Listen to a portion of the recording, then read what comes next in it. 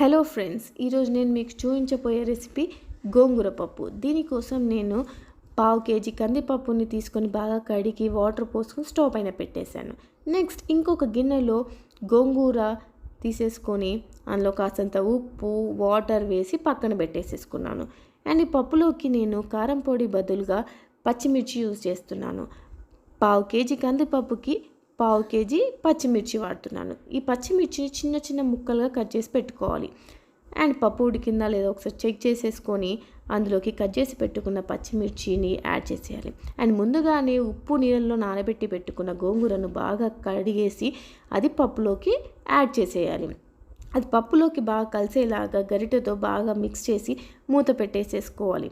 మూత పెట్టినాక ఒక 5 మినిట్స్ ఉడికిన తర్వాత తెరిచి చూస్తే కాస్త కలర్ చేంజ్ అవుతుంది. అలా కలర్ చేంజ్ అయితే కాస్త ఉడికిందని అర్థం. అలా ఉడికిన తర్వాత దీంట్లోకి సరిపడ పసుపు, ఉప్పు అండ్ కాస్తంత టేస్ట్ కోసం నేను కొరియండర్ పౌడర్ని కూడా యాడ్ చేశాను.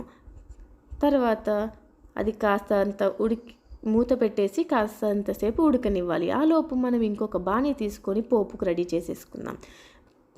పోపుకి నేను 3 స్పూన్స్ ఆఫ్ ఆయిల్ తీసేసుకున్నాను. ఆయిల్ బాగా వేడి అయిందా లేదా చెక్ చేసుకొని అందులోకి జీలకర్ర, ఆవాలు, ఎండుమిర్చి, వెల్లుల్లి, కరివేపాకు, ఇంగువ వేసేసుకొని కాస్త కలర్ చేంజ్ అయ్యేంత వరకు కలిపేసుకోవాలి.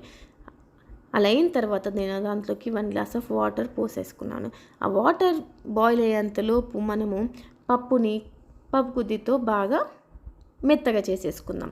అలా మెత్తగైన పప్పులోకి మనం బాయిల్ అవుతున్న పోపుని తీసేసి పప్పులోకి యాడ్ చేసేసేయాలి. అలా యాడ్ చేసిన తర్వాత ఒక 5 to 10 మినిట్స్ పప్పుని ఉడకనివ్వాలి మూత పెట్టేసి. నెక్స్ట్ పప్పు ఉడికిందా లేదా చెక్ చేసేసుకున్న తర్వాత మనము అందులో కొరియండర్ వేసుకొని గార్నిష్ చేసుకుందాం. సో రుచికరమైన గోంగూర పప్పు ready. Thank you friends, bye.